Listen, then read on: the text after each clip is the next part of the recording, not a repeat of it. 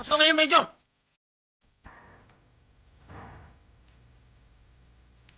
Iniligtas mo ako sa kamay ni Caruncho, Major Makan. Ngayon, nagbayad na ako. Patas na tayo.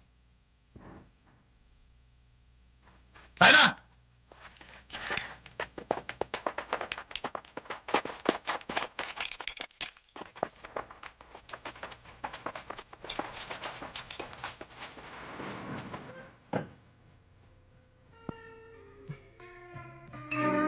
Sir, punta lang ako sa CR.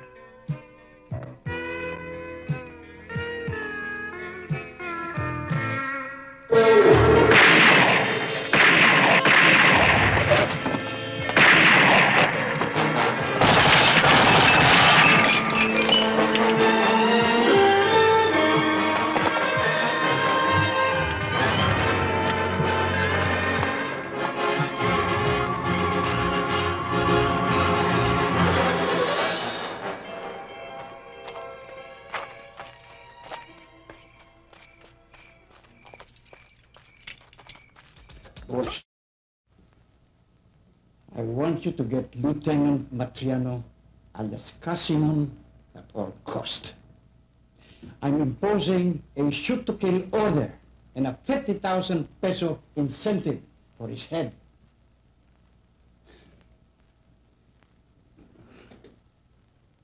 Sir, with your permission, I will try to get him alive.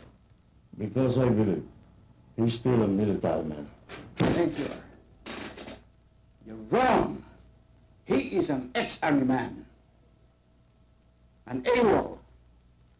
And now he's a rebel. And I'm ordering you to get him dead or alive. Is that clear? Yes, sir. Ando, yun ano nangyari? Tama ka, Kasote. Sundalo nga si Casimon. Anong prueba pa ang ating kailangan para patunayan hindi siya dapat pagkatiwalaan?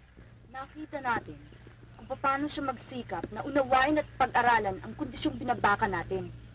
Nakita natin kung paano siya mamuno ng operasyon. Paano natin pagdududahan ang katapatan niya.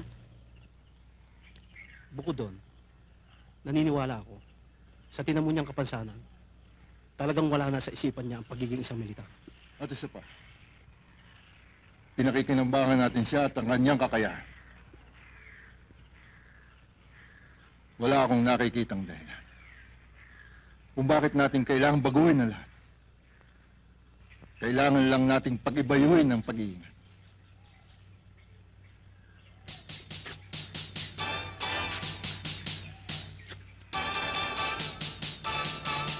Gusto kong manatiling lihim mo lahat.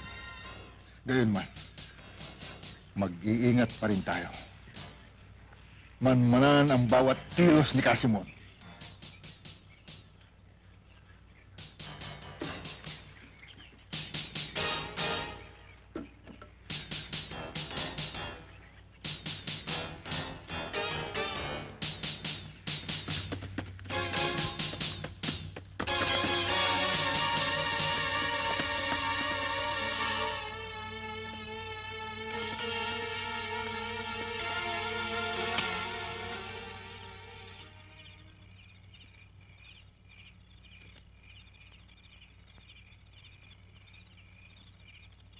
Basa lang muna maigi.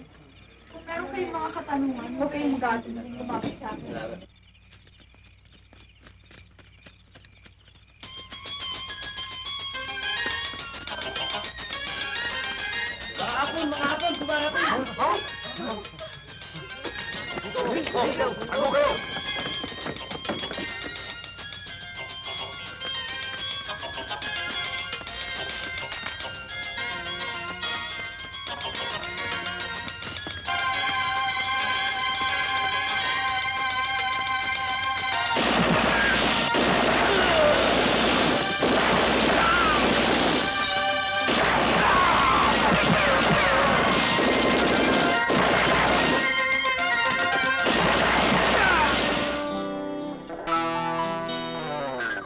Kosa, ba't ka naman nagnakaw?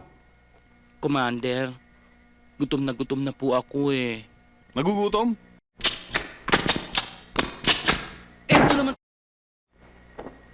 3 beses ka lang nagnanakaw eh. Pabalik-balik ka na lang eh.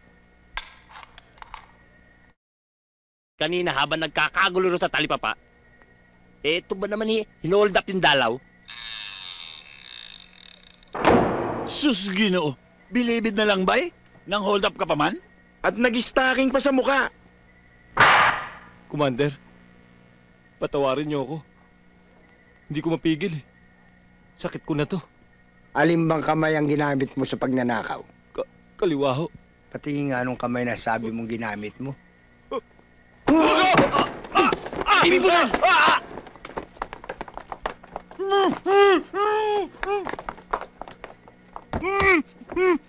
Baka mahawa pa yung kanan!